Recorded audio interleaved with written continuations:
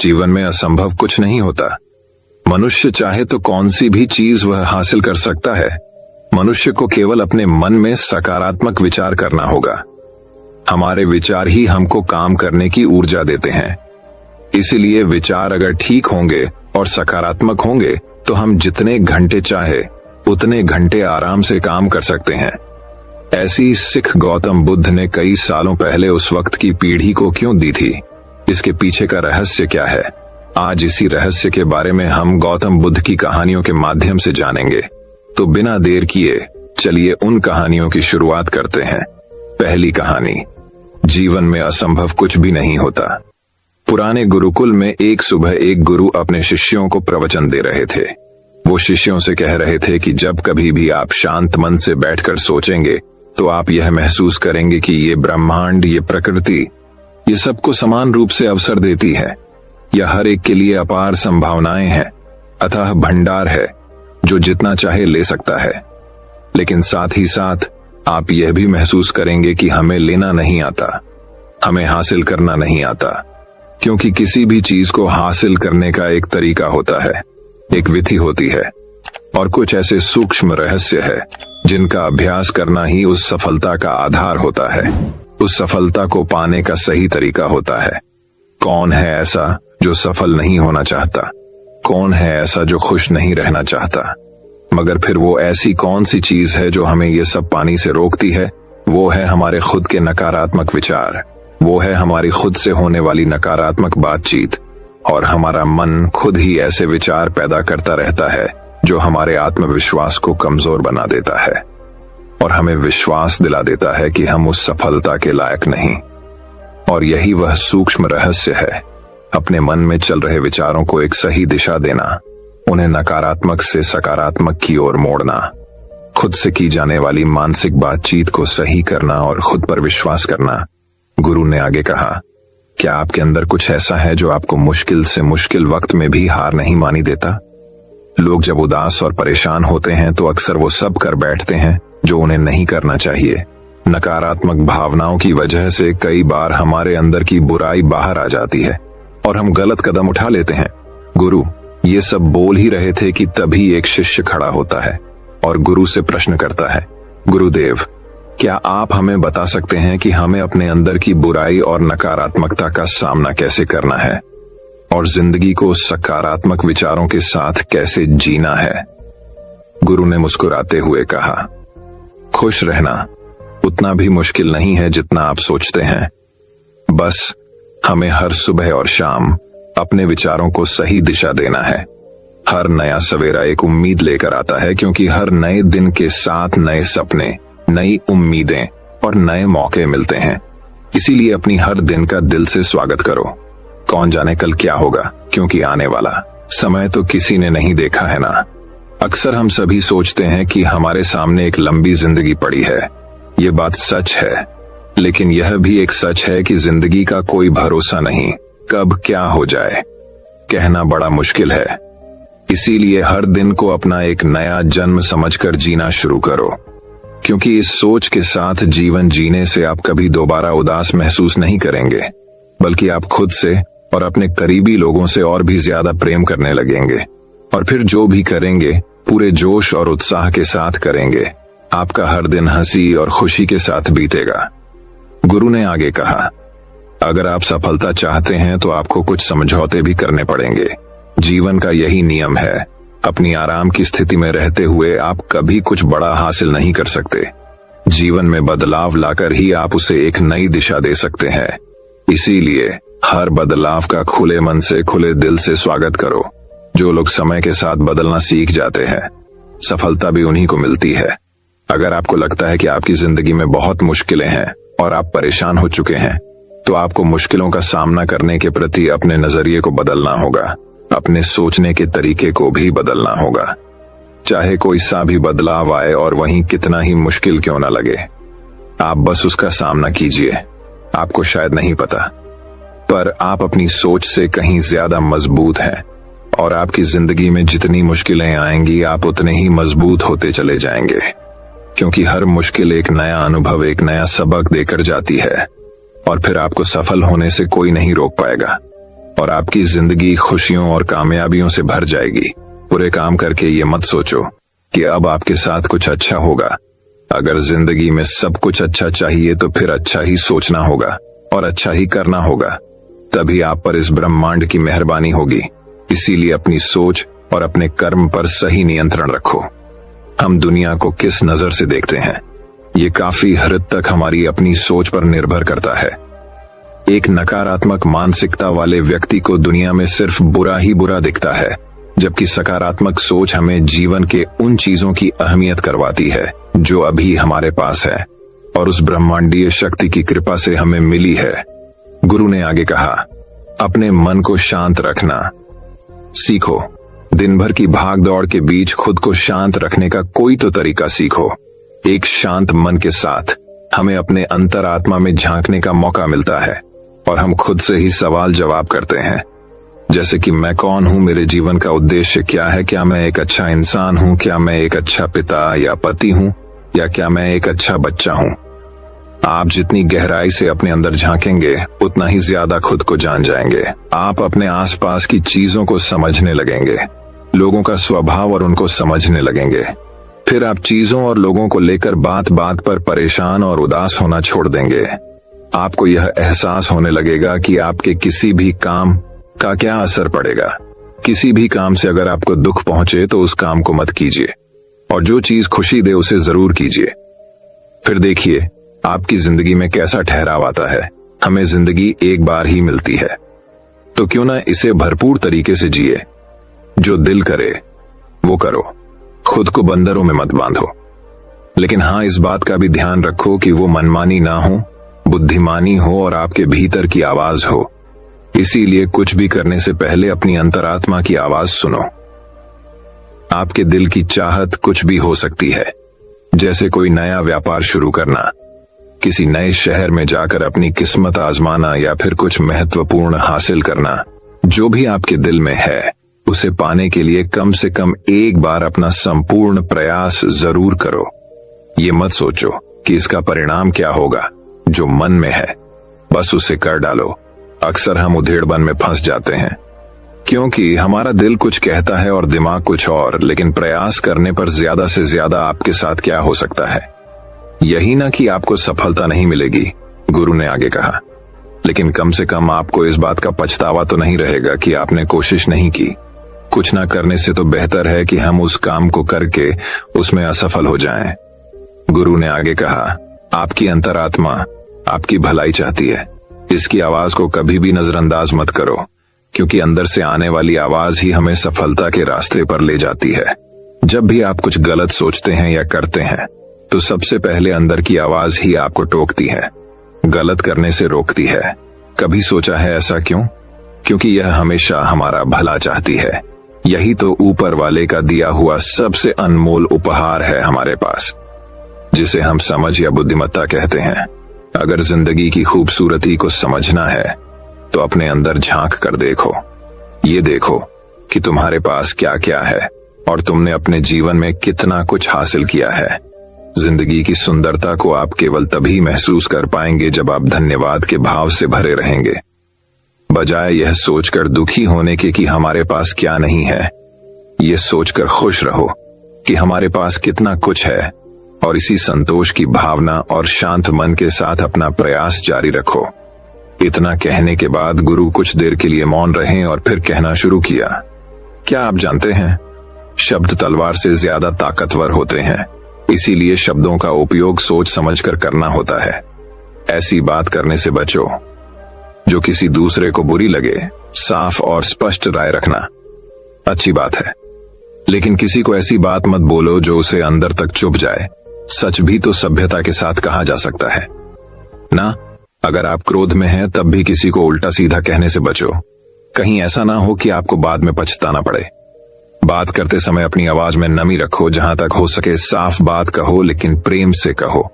एक अच्छा इंसान बनने के लिए आपको सिर्फ इतना ही करना है। हाँ, लेकिन इन आदतों को अपने स्वभाव का हिस्सा बनाने में समय लगता है, क्योंकि इनका अभ्यास करना पड़ता है। खुद से पूछिए कि क्या आप एक अच्छे इंसान हैं, और आपको क्यों लगता है कि आप अच्छे हैं। आपके अंदर ऐसी कौन सी खास बात है आप दूसरों से किस तरह से पेश आते हैं, ये सवाल आपको अपनी कमियां जानने में मदद करेंगे। शुरुआत में हो सकता है खुद से ऐसे सवाल जवाब करना आपको अजीब लगे, लेकिन खुद से ऐसे सवाल करते रहिए और खुद को विनम्र, वो अंदर से शांत रखने का प्रयास करेंगे।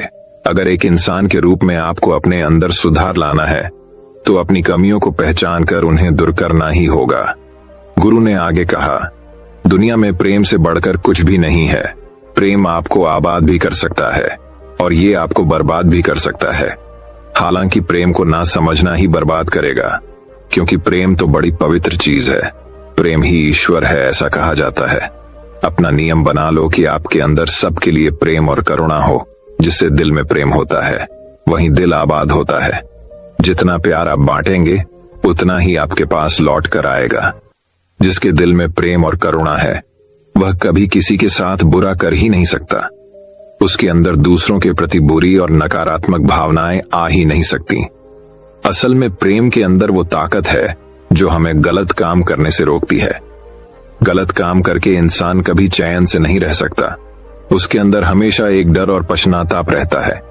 गलत काम करना छोड़ दो, फिर देखो आपको इतनी बेहिसाब खुशी और संतुष्टि मिलेगी कि आपकी पूरी जिंदगी चैन से गुजरेगी।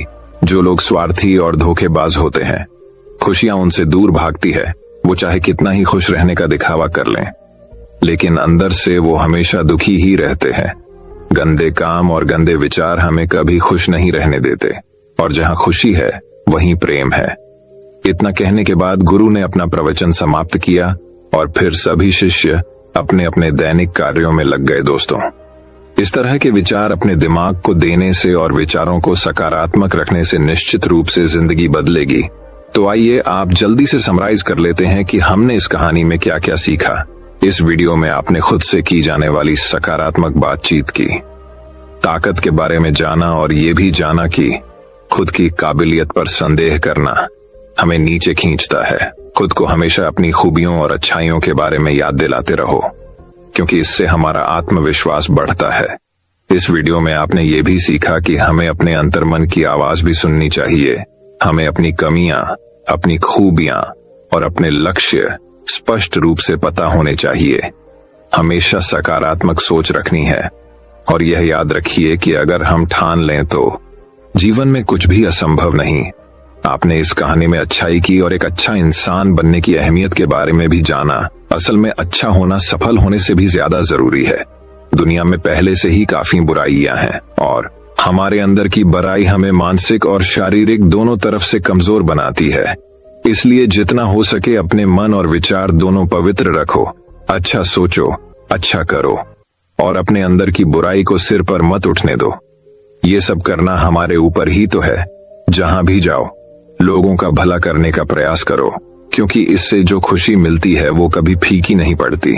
इस दुनिया में अच्छे लोगों की बेहद कमी है, इसलिए जितना हो सके अच्छा सोचो और अच्छा करो। तो फिर देर किस बात की है, आज और अभी से अपने सपने पूरे करने में जुट जाओ। तो दोस्तों, अब चलिए हमारे दूसरे कहानी की शुरुआत करते हैं। दूसरी कहानी, आइए दोस्तों गौतम बुद्धा जी की एक ऐसी धार्मिक कहानी का आनंद लेते हैं जिससे आपको पता चलेगा कि बुद्धा जी कितने गूढ़ ज्ञानी और धर्म के झांता थे। कहते हैं जैसे केले के पात पात में पात, वैसे गूढ़ व्यक्ति के बात बात में बात। दोस्तों, कहानी कुछ इस प्रकार से है। एक बार गौतम बुद्ध अपने अनुयायियों के साथ जा रहे थे। उनका सफर बहुत लंबा था। सुबह से शाम हो चुकी थी। सभी बहुत थक गए थे, तो उन्होंने सोचा आज एक नजदीक के गांव में आराम करते हैं। उन्हें पास ही में एक गांव दिखाई दिया। वे लोग गांव वालों से मिले और उन्हें बताया कि आज रात्रि को वे विश्राम करना चाहते हैं। वहां के लोग बहुत अच्छे थे। गांव वालों ने उनका बहुत स्वागत किया। उनके खाने के लिए अच्छे पकवान बनाए। रात में लोग उनके पास आए और उनके अच्छे वचन सुने। उनके विश्राम के लिए अच्छे से अच्छा इंतजाम किया। सुबह जब बुद्ध जी और उनके अनुयायी गांव से जाने लगे तो सभी लोग उनको छोड़ने आए। सभी लोगों ने उनसे आशीर्वाद लिया। जब बुद्ध जी उस गांव की सीमा से बाहर आए तो जी ने गांव की तरफ देखते हुए कहा, ये गांव जल्दी से जल्दी उजड़ जाए। महात्मा बुद्ध के शिष्य आचार्य चकित हो गए और वे एक दूसरे की तरफ देखने लगे, पर कुछ भी न बोले। उन्होंने आगे की यात्रा शुरू की। कुछ दिनों बाद नजदीक के एक गांव में रुकने का विचार किया। महात्मा बुद्ध और उनके अनुयायियों ने वहां के लोगों से अपनी इच्छा व्यक्त की। वहां के किसी भी गांव वालों ने उनकी बात पर ध्यान नहीं दिया। किसी ने भी न तो उनका स्वागत किया और न ही उनके रुकने की व्यवस्था की।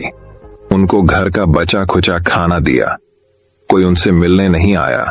वहां सभी एक दूसरे से झगड़ा कर रहे थे। सभी अनुयायी बहुत उदास हो गए। उन सभी को रात एक मंदिर के प्रांगण में बितानी पड़ी। सुबह उठ के बुद्ध जी और अनुयायी वहां से जाने लगे तो उनसे कोई मिलने भी नहीं आया। जब वे सभी गांव की सीमा से बाहर चले गए तो बुद्ध जी ने गांव की तरफ देखकर कहा, ये गांव हमेशा यहीं बसा रहे।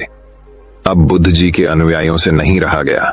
उनमें से एक अनुयायी बोला, महात्मा क्षमा करे, एक बात आपसे पूछना चाहता हूं कि कहीं आपने दोनों को आशीर्वाद उल्टा तो नहीं दे दिया है। बुद्ध जी अपने अनुयायियों की मनोदशा समझ गए। उन्होंने मुस्कुराते हुए कहा, तुम अगर मेरे वचनों पे जाओगे तो ऐसा ही लगेगा, मगर तुम अगर उस आशीर्वाद के फल की तरफ ध्यान दो तो समझ में आएगा कि आशीर्वाद सही है। पहले गांव वाले बहुत अच्छे थे। वे जहां भी जाएंगे अपनी अच्छी बातें सभी को बताएंगे। अगर वो सब जगह फैल जाए तो सब जगह अच्छाई फैल जाएगी। इसलिए मैंने उनको आशीर्वाद दिया कि गांव उजड़ जाए। दूसरे गांव वाले बहुत बुरे थे। वे जहां भी जाएंगे हर जगह नफरत फैलाएंगे। इसलिए उन गांव वालों का एक जगह रहना अच्छा है। इसलिए मैंने आशीर्वाद दिया कि ये गांव हमेशा यहीं बसा रहे। दोस्तों, ऐसा ही होता है। हम बिना बात का मतलब समझते हैं, दूसरे को गलत समझते हैं। हम दूसरे की सोच को नहीं समझते कि उसने ये बात क्यों कही होगी। हम केवल बात सुनकर उस इंसान को अच्छा या बुरा समझते हैं। ऐसा करके हम एक बहुत अच्छे इंसान से दूर हो सकते हैं। महात्मा बुद्धा ने बहुत ही सरल शब्दों में अपने शिष्यों के विचारों की उथल पुथल का समाधान कर दिया। वही शिष्य ने भी अपनी दुविधा को अपने मन में नहीं रखा। बुद्ध जी के साथ अपनी दुविधा का निदान कर लिया। इससे बुद्ध जी उनकी नजरों में महान बन गए। हमें भी जब भी किसी की बात अच्छी न लगे या समझ में न आए तो हमें अकेले में उससे बात करनी चाहिए। इससे आपके मन में उसके लिए कोई दुविधा नहीं रहेगी या आप किसी गलत फहमी की वजह से उस इंसान से दूर नहीं होंगे। तो दोस्तों, अब चलिए हमारी तीसरी कहानी की शुरुआत करते हैं। तीसरी कहानी, बार बार रास्ता बदलने से नहीं मिलती है कामयाबी। लक्ष्य बड़ा है तो धैर्य के साथ सही दिशा में आगे बढ़े। जो लोग धैर्य से काम नहीं लेते हैं उनकी परेशानियां बढ़ती हैं और वे किसी भी काम में सफलता हासिल नहीं कर पाते हैं। लक्ष्य पूरा करना चाहते हैं तो धैर्य होना बहुत जरूरी है। इस संबंध में गौतम बुद्ध की एक प्रेरक कथा प्रचलित है। गौतम बुद्ध अपने शिष्यों के साथ एक जगह से दूसरी जगह भ्रमण करते रहते थे। इस दौरान वे आसपास होने वाली घटनाओं से भी जीवन में सुख शांति बनाए रखने के उपदेश देते थे। एक दिन वे अपने शिष्यों के साथ यात्रा कर रहे थे। रास्ते में एक खेत में बहुत सारे गड्ढे खुदे हुए थे। एक ही खेत में इतने सारे गड्ढे देखकर सभी शिष्य हैरान थे। किसी को भी ये समझ नहीं आ रहा था कि आखिर किसने एक साथ इतने गड्ढे क्यों खोदे हैं। शिष्यों ने बुद्ध से पूछा, तथागत कृपया बताएं, एक खेत में इतने सारे गड्ढों का क्या रहस्य है? बुद्ध ने कहा, इस खेत के मालिक ने पानी की खोज करते हुए इतने गड्ढे खोद दिए हैं। वह कुआं खोद रहा था लेकिन उसमें धैर्य की कमी थी। थोड़ा सा गड्ढा खोदने पर पानी नहीं निकला तो उसने दूसरा गड्ढा खोदना शुरू किया। दूसरे में पानी नहीं निकला तो तीसरा गड्ढा खोदा। इसी तरह उसने खेत में जगह जगह गड्ढे खोद दिए। अगर पर धैर्य के साथ एक ही जगह पर गड्ढा खोदते रहता तो उसे पानी जरूर मिल जाता। कथा की सीख, जिन लोगों में धैर्य की कमी है वे लोग हमेशा परेशान रहते हैं। जल्दबाजी में काम सुधरते नहीं हैं बल्कि बिगड़ जाते हैं। इसीलिए हमेशा धैर्य धारण किए रहना चाहिए। तो दोस्तों, अब चलिए हमारे चौथे कहानी की शुरुआत करते हैं। चौथी कहानी, क्यों कोशिशों के बावजूद सफलता रहती है दूर। गौतम बुद्ध की इस कहानी से मिलेगी सही दिशा। बौद्ध धर्म के संस्थापक महात्मा गौतम बुद्ध के अनमोल विचारों से व्यक्ति को जीवन में आगे बढ़ने और सफल होने की प्रेरणा मिलती है। यही कारण है कि भारत समेत दुनिया भर में बौद्ध धर्म को मानने वाले हैं। गौतम बुद्ध से जुड़ी ऐसी कई कहानियां हैं जिससे जीवन में सफलता के नए और सटीक मार्ग प्रशस्त होते हैं। सफलता से जुड़ी गौतम बुद्ध की कहानी। एक बार गौतम बुद्ध अपने भिक्षुओं के साथ एक गांव से गुजर रहे थे। उस गांव में पानी की व्यवस्था न होने के कारण लोग परेशान थे। गांव के लोगों को पानी लाने के लिए बहुत दूर जाना पड़ता था। गांव के निकट बहुत बड़ा मैदान था जिसमें छोटे छोटे बहुत सारे गड्ढे खुदे हुए थे। एक भिक्षु ने अपनी जिज्ञासा को शांत करने के लिए गौतम बुद्ध से पूछा कि गांव के इस मैदान में जो इतने सारे गड्ढे खुदे हुए हैं, आखिर उनका क्या उपयोग है? बुद्ध ने मुस्कुराते हुए अपने भिक्षु को जवाब देते हुए कहा कि प्रिय भिक्षु, इस गांव में पानी की समस्या है, इसीलिए गांव वालों ने पानी की खोज में ये छोटे छोटे गड्ढे खोदे हैं। इतना सुनते ही भिक्षु उन गड्ढों में पानी ढूंढने लगता है, लेकिन उसे पानी की बूंद भी नहीं मिलती। फिर वह गौतम बुद्ध से कहता है कि इन गड्ढों में तो पानी ही नहीं है। गौतम बुद्ध कहते हैं, तुम्हें वहां लोगों की भीड़ दिख रही है, वे सभी लोग गांव से दूर एक नदी की ओर पानी लाने के लिए जा रहे हैं। इस पर भिक्षु पूछता है कि क्या इस गांव के जमीन में बिल्कुल भी पानी नहीं है? गौतम बुद्ध कहते हैं, पानी तो है, लेकिन गांव में ऐसा कोई नहीं है जो पानी को ढूंढ सके। भिक्षु को बुद्ध की बात समझ नहीं आई। तब गौतम बुद्ध कहते हैं, गांव के लोगों ने पानी की खोज में ही मैदान में इतने सारे गड्ढे तो कर दिए हैं, लेकिन इसके बावजूद उन्हें पानी प्राप्त नहीं हुआ। तुम जानते हो ऐसा क्यों? इसका कारण यह है कि समस्या के समाधान के लिए सही जगह परिश्रम नहीं की गई है। यदि गांव के लोग अलग अलग कई गड्ढे करने के बजाय सही दिशा में केवल एक गड्ढा ही करते, जो कि 100 गड्ढों के बराबर होता, तो इन्हें अवश्य ही पानी मिल जाता। सीख गौतम बुद्ध से जुड़ी इस कहानी से हमें यह सीख मिलती है कि मनुष्य का मन भी ठीक इसी तरह से 100 दिशाओं में भागता है, लेकिन यदि मन को एक दिशा में केंद्रित कर काम किया जाए तो लक्ष्य तक अवश्य ही पहुंचा जा सकता है और सफलता भी प्राप्त की जा सकती है। असफलता का कारण मन का चारों ओर भटकना ही है। तो दोस्तों, अब चलिए हमारे 5वें कहानी की शुरुआत करते हैं। 5वीं कहानी। एक बार की बात है, एक कारवां नेता था। वह एक देश से दूसरे देश जाकर विभिन्न सामान बेचते थे। उनके कारवां में आमतौर पर कम से कम 500 बैलगाड़ियां होती थीं। इनमें से एक यात्रा पर उनका रास्ता बहुत घने जंगल से होकर जाता था।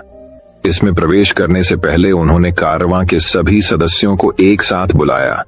उसने उन्हें चेतावनी दी, मेरे दोस्तों, जब तुम इस जंगल से होकर जाओ तो जहरीले पेड़ों, जहरीले फलों, जहरीले पत्तों, जहरीले फूलों और यहां तक कि जहरीले छत्ते से भी सावधान रहो। इसलिए जो कुछ भी तुमने पहले नहीं खाया है, चाहे फल, पत्ती, फूल या कुछ और, पहले मुझसे पूछे बिना नहीं खाना चाहिए। उन सभी ने आदरपूर्वक कहा, हाँ श्रीमान। जंगल में एक गांव था। गांव के ठीक बाहर एक पेड़ खड़ा था जिसे व्हाट नॉट ट्री कहा जाता था। इसका तना, शाखाएं, पत्तियां, फूल और फल बिल्कुल आम के पेड़ के समान दिखते हैं। यहां तक कि रंग, आकार, गंध और स्वाद भी बिल्कुल आम के पेड़ जैसा ही होता है। लेकिन आम के विपरीत व्हाट नॉट फल एक घातक जहर है। कुछ लोग कारवां से आगे बढ़े और व्हाट नॉट पेड़ पर आ गए।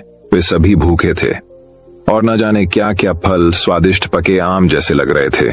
कुछ ने बिना कुछ सोचे समझे तुरंत फल खाना शुरू कर दिया। इससे पहले कि कोई कुछ कह पाता, उन्होंने उन्हें खा लिया। दूसरों को नेता की चेतावनी याद थी, लेकिन उन्होंने सोचा कि यह सिर्फ एक अलग किस्म का आम का पेड़ है। उन्होंने सोचा कि वे भाग्यशाली थे कि उन्हें गांव के ठीक बगल में पके आम मिले। इसलिए उन्होंने सभी फल खत्म होने से पहले उनमें से कुछ फल खाने का निर्णय लिया। कुछ ऐसे भी थे जो बाकियों से अधिक बुद्धिमान थे। उन्होंने निर्णय लिया कि कारवां नेता की चेतावनी का पालन करना अधिक सुरक्षित होगा। हालांकि वे यह नहीं जानते थे, वह बस एक प्रबुद्ध व्यक्ति था। जब नेता पेड़ के पास पहुंचे तो जो लोग सावधान थे और उन्होंने कुछ नहीं खाया था, उन्होंने पूछा, सर, ये कौन सा पेड़ है? क्या इन फलों को खाना सुरक्षित है? सोच समझकर जांच करने के बाद उसने उत्तर दिया, नहीं, ये आम के पेड़ जैसा लग सकता है, लेकिन ऐसा नहीं है। यह एक जहरीला पेड़ है, इसे छूना भी मत। जो लोग पहले ही व्हाट नॉट फल खा चुके थे, वे भयभीत हो गए। कारवां नेता ने उनसे कहा कि जितनी जल्दी हो सके उल्टी कर लें। उन्होंने ऐसा किया और फिर उन्हें खाने के लिए 4 मीठे खाद्य पदार्थ दिए गए। किशमिश, गन्ने की चीनी का पेस्ट, मीठा दही और मधुमक्खी का शहद। इस तरह जहरीले व्हाट नॉट फल को फेंकने के बाद उनकी स्वाद कलिकाएं ताजा हो गईं दुर्भाग्य से सबसे लालची और सबसे मूर्ख लोगों को बचाया नहीं जा सका। ये वे लोग थे जिन्होंने जहरीले फल बिना कुछ सोचे समझे तुरंत खाना शुरू कर दिया था। उनके लिए बहुत देर हो चुकी थी। जहर ने पहले ही अपना काम करना शुरू कर दिया था और उसने उन्हें मार डाला। अतीत में जब कारवां भाटनॉट पेड़ पर आते थे तो लोगों ने इसके जहरीले फल खाए थे और रात के दौरान नींद में ही मर गए थे। अगली सुबह स्थानीय ग्रामीण शिविर स्थल पर आए थे। उन्होंने शवों को पैरों से पकड़ लिया था। उन्हें घसीटकर एक गुप्त छिपने की जगह पर ले गए और उन्हें दफना दिया। तब उन्होंने कारवां का सारा माल और बैलगाड़ियां अपने लिए ले ली। उन्हें इस बार भी वैसा ही प्रदर्शन की उम्मीद थी। अगली सुबह भोर होते ही ग्रामीण भाटनॉट पेड़ की ओर दौड़ पड़े। उन्होंने एक दूसरे से कहा, बैल मेरे होंगे, मुझे गाड़ियां और वैगन चाहिए, मैं ढेर सारा माल लूंगा। लेकिन जब वे भाटनॉट पेड़ के पास पहुंचे तो उन्होंने देखा कि कारवां में शामिल अधिकांश लोग जीवित और स्वस्थ थे। उन्होंने आश्चर्यचकित होकर उनसे पूछा, तुम्हें कैसे पता चला कि यह आम का पेड़ नहीं है? उन्होंने उत्तर दिया, हम नहीं जानते थे, परंतु हमारे नेता ने हमें पहले ही चेतावनी दे दी थी और जब उसने देखा तो उसे पता चल गया। तब ग्रामीणों ने कारवां नेता से पूछा, हे बुद्धिमान, तुम्हें कैसे पता चला कि यह आम का पेड़ नहीं है? उन्होंने उत्तर दिया, मैं इसे 2 कारणों से जानता था। पहला, इस पेड़ पर चढ़ना आसान है और दूसरा, यह एक गांव के ठीक बगल में है। अगर ऐसे पेड़ पर लगे फल बिना टूटे रह जाएं, तो उन्हें खाना सुरक्षित नहीं हो सकता। हर कोई आश्चर्यचकित था कि ऐसी जीवन रक्षक बुद्धि इतने सरल सामान्य ज्ञान पर आधारित थी। कारवां सुरक्षित अपने रास्ते पर चलता रहा। नैतिक बात यह है, बुद्धिमानों का नेतृत्व सामान्य ज्ञान से होता है, मूर्ख केवल भूख का अनुसरण करते हैं। तो दोस्तों, अब चलिए हमारे छठे कहानी की शुरुआत करते हैं। छठी कहानी दोस्तों बात बहुत समय पहले की है। एक प्रबुद्ध व्यक्ति का जन्म उत्तर पश्चिमी भारत में एक उच्च वर्गीय परिवार में हुआ था। जब वह बड़ा हुआ तो उसे एहसास हुआ कि उसका साधारण जीवन उसे स्थायी खुशी नहीं दे सकता। इसलिए उन्होंने सब कुछ छोड़ दिया और भिक्षु के रूप में हिमालय में रहने चले गए। उन्होंने ध्यान किया और ज्ञान और मन की शांति प्राप्त की। एक दिन उसने जंगलों से राजगृह शहर आने का फैसला किया। जब वह पहुंचा तो वह राजा के आनंद उद्यान में रात भर रुका। अगली सुबह वह भिक्षा का भोजन इकट्ठा करने के लिए शहर में गया। राजा ने उसे देखा और उसके विनम्र और गरिमामय रवैये से प्रसन्न हुआ, इसलिए उसने उसे महल में आमंत्रित किया। उसने उसे बैठने की जगह दी और खाने के लिए सर्वोत्तम भोजन दिया। फिर उसने उसे हमेशा के लिए बगीचे में रहने के लिए आमंत्रित किया। पवित्र व्यक्ति सहमत हो गया और तब से वह राजा के आनंद उद्यान में रहने लगा। उस समय शहर में एक पुजारी था जिसे भाग्यशाली कपड़े वाले व्यक्ति के नाम से जाना जाता था। वह कपड़े के टुकड़े की जांच करके अच्छे या बुरे भाग्य की भविष्यवाणी करता था। एक दिन हुआ यूं कि उसके पास कपड़ों का एक नया सूट था। एक दिन नहाने के बाद उन्होंने अपने नौकर से सूट लाने को कहा। नौकर ने देखा कि इसे चूहों ने थोड़ा सा चबा लिया है, तो उसने पुजारी को बताया। भाग्यशाली कपड़े वाले व्यक्ति ने सोचा, चूहों द्वारा चबाए गए इन कपड़ों को घर में रखना खतरनाक है। यह एक अभिशाप का निश्चित संकेत है जो मेरे घर को नष्ट कर सकता है, इसलिए मैं उन्हें अपने बच्चों या नौकरों को भी नहीं दे सकता। अभिशाप अभी भी मेरे घर में होगा। दरअसल मैं इन बदकिस्मत कपड़ों को किसी को नहीं दे सकता। अब एकमात्र सुरक्षित काम यह है कि इनसे एक बार और हमेशा के लिए छुटकारा पा लिया जाए। ऐसा करने का सबसे अच्छा तरीका यह है कि इन्हें शवगृह में फेंक दिया जाए, वह स्थान जहां शवों को जंगली जानवरों के खाने